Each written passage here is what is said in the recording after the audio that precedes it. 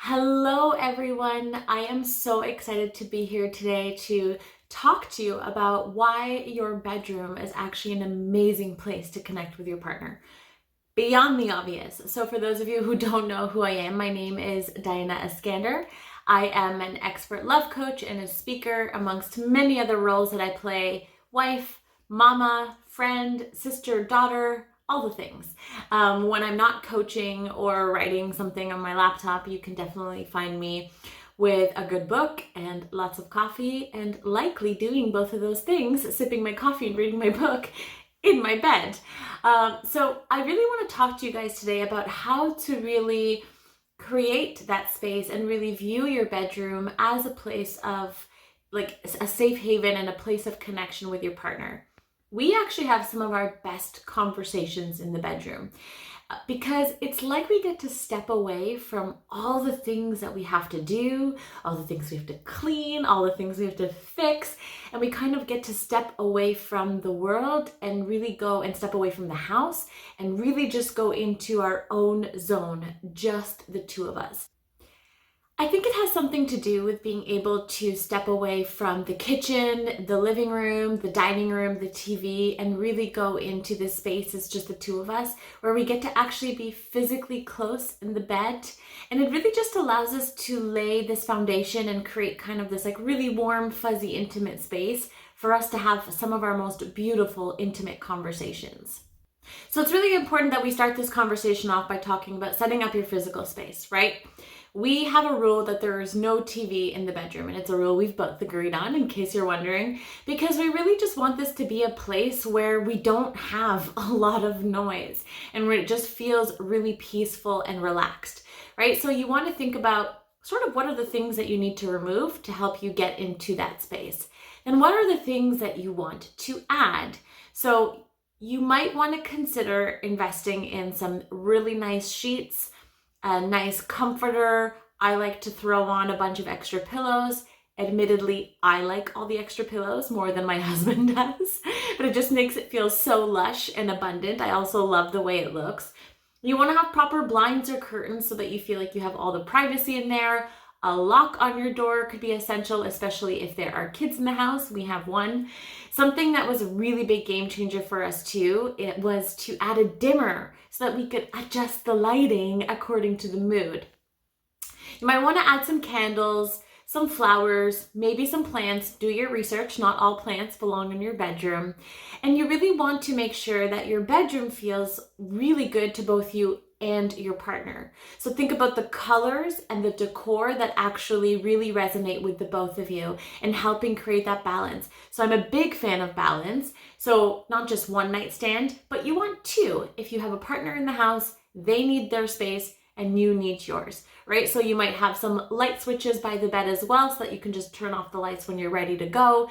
Think about the things that really help create the ambiance that you want to experience and your partner too within the bedroom. I think I mentioned some candles, some nice scents, just like all of the elements pleasing your senses.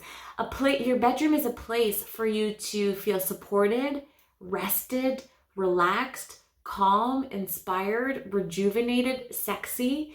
So maybe even list out some of the ways that you do really want to feel in the room, and then think about what do you need to remove to help create that feeling and what do you want to add. It can even be a fun little project that you and your partner work on maybe this coming weekend. So now, really touching on bed talks or having intimate conversations within your bed. I invite, when you do go into your bed, that you can even sometimes do so intentionally. So not just for bedtime, but like, hey, why don't we step away from everything and just go lay down together and get cozy and have nice conversation and see where that conversation might lead, right? So when you get into the bed, just like a big exhale and actually settle into the space and let the rest of your day wash away.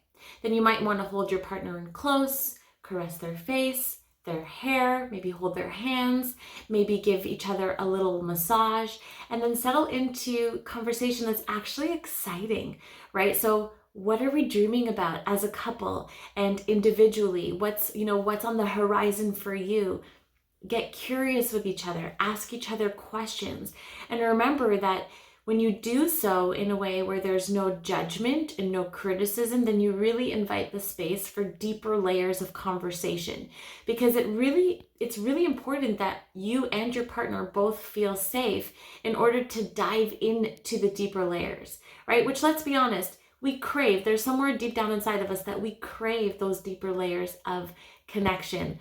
So if you let the judgment and the criticism go, you will have an easier time doing this. And remember that you can shift your mindset or allow yourself to sink into the mindset that this is your partner. You're on the same side. And even if you're not always on the same page, by having this mindset of being on the same side, you will find yourself sooner than later on at least a similar page. Now, you may have heard the idea that you should never go to bed angry, and I actually don't really agree with this, because some conversations are best left until you have more clarity and more peace in your heart. But what you can do is decide to always go to bed first giving each other a hug and a kiss, right? So no matter how you're feeling, you can both commit to this one simple little practice that helps you feel more connected in that space.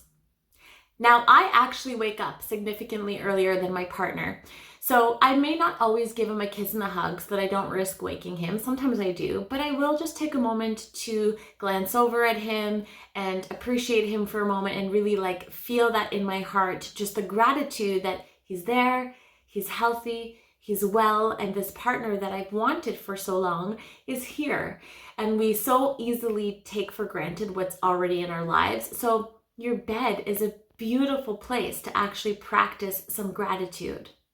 I also love using my bed as a place to connect with myself, where I can meditate, read, journal, maybe just sip my tea and look out the window and just indulge in the coziness and the comfiness of the space that we've created.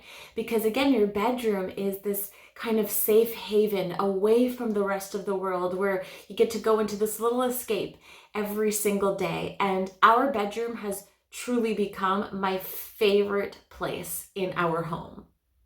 So those are my tips for helping you make your bedroom a place where you can really connect with your partner. So I want to say thank you, Polysleep, for making our room that much more amazing with a cozy mattress, and for giving me the opportunity to share this video.